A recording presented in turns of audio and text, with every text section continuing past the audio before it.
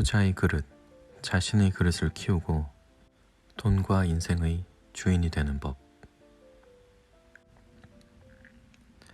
우리가 매일 취급하는 돈. 하지만 일본에는 돈의 본질에 대해 이야기하는 문화가 없다.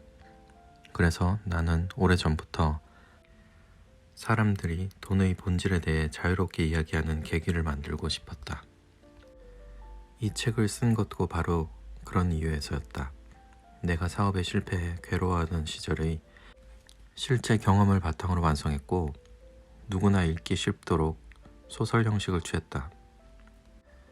저자는 개인적으로 강조하고 싶은 말들을 다음과 같이 정리하였다. 돈은 그 사람을 비추는 거울이다. 저자는 이것이야말로 돈의 본질을 가장 잘 드러내는 말이라 생각한다.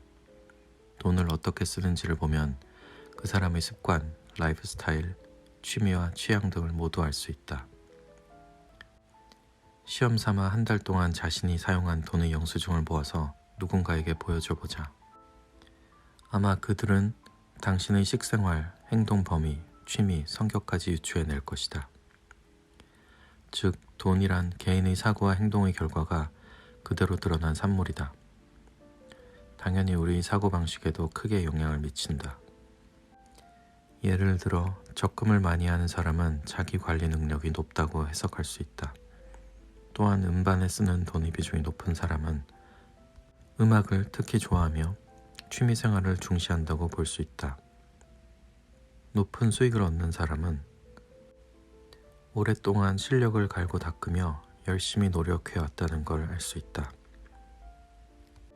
반면 겉으론 세상에 도움이 되고 싶다고 떠들면서 자신만을 위해 돈을 쓴다면 그 사람의 말은 설득력을 잃을 것이다. 저자가 책을 통해서 하려는 말은 단지 돈이 소중하다고 말하는 대신 먼저 우리가 돈과 어울리는 방식을 돌아보라고 말하고 있다. 바로 거기에 진실이 담겨 있기 때문이다. 사람에게는 각자 자신이 다룰 수 있는 돈의 크기가 있다. 이 말은 먼저 자신의 그릇을 키워야 그에 맞는 큰 돈이 들어온다는 뜻이다. 그릇이 작으면 어쩌다 우연히 큰 돈이 들어온다고 해도 결국은 모조리 나가버리고 만다. 당신에게 돈을 가져오는 건 반드시 당신이 아닌 다른 사람이다. 우리의 그릇을 판단하는 건 바로 주변 사람들이다. 즉, 그릇이 준비가 안 된 상태에서는 그 그릇보다 큰 기회가 굴러오지 않는다. 역으로 해석하면 우리가 해결하지 못하는 문제는 우리에게 오지 않는다고도 볼 수 있다. 실패란 결단을 내린 사람만 얻을 수 있는 것이다. 일반적으로 수입이나 돈이 크게 줄어들면 실패했다고 말한다. 하지만 거기에서 얻을 수 있는 경험의 가치는 사실 잃어버린 돈보다 훨씬 크다. 실패를 두려워만 하는 사람들은 대부분 내가 가진 돈을 줄어들게 하고 싶지 않다는 생각에 사로잡혀 있다. 즉, 그들이 실제로 두려워하는 것은 실패가 아니라 돈이다. 그런 이들은 돈 걱정 때문에 어떤 새로운 도전도 하지 못한다. 저자는 그렇게 돈의 지배를 받고 사는 사람들에게 자신이 지금 돈을 어떻게 다루고 있는지 돌아보라고 간곡하게 말한다. 마지막으로 저자가 강하게 전하고자 한 메시지는 편지에 적혀있던 바로 이 말이다. 나는 자네에 대해 유추했지. 분명히 돈의 지배를 받고 있을 거라고. 돈의 많고 적음에 따라 사회적 지위가 결정되고 돈 때문에 가정이나 사랑, 우정이 깨질 수 있다는 불안감. 또 돈을 얼마나 가졌는가가 인생의 성패를 좌우한다고 여겨 결국 돈보다 중요한 가치는 전혀 보이지 않게 되는 두려움. 그 모든 것들이 이 한마디에 담겨 있다. 나와 일 중에 뭐가 더 중요해? 라는 물음은 연인 사이에 종종 오간다. 정답은 뭘까? 당연히 사랑과 일 둘 다 중요하다.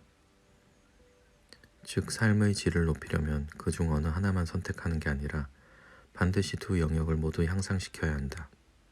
그러기 위해서는 돈의 본질을 깨달아야 하는데 그래야 돈에 지배당하지 않고 사이좋게 공생하는 힘을 얻게 된다. 저자는 14년 전쯤에 파이낸셜 아카데미라는 돈과 경제 교육을 위한 학교를 세웠다. 날마다 돈의 본질에 대해 고민하고 수많은 수강생과 이야기를 나누면서 이끌어낸 결론으로 이 글을 마무리하고자 한다. 돈이란 신용을 가시화한 것이다.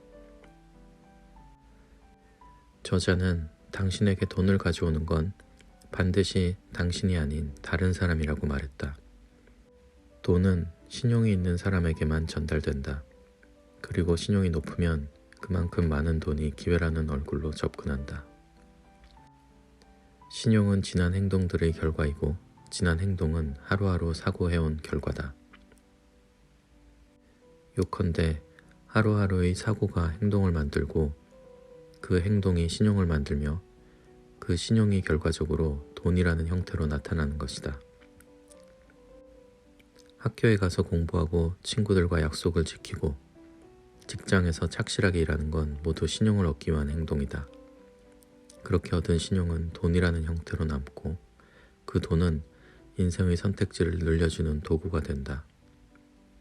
그렇게 삶에서 유용하게 쓸 수 있는 도구가 증가하면 우리는 한층 더 알찬 라이프 스타일을 실현할 수 있다. 누구나 평생 함께 어울리는 돈. 의무 교육을 통해서는 쉽게 배우지 못하는 돈에 대한 지식을 올바르게 깨우치는 것이 우리 인생을 여유롭게 만들어줄 뿐 아니라 더 나은 인격을 만들어준다.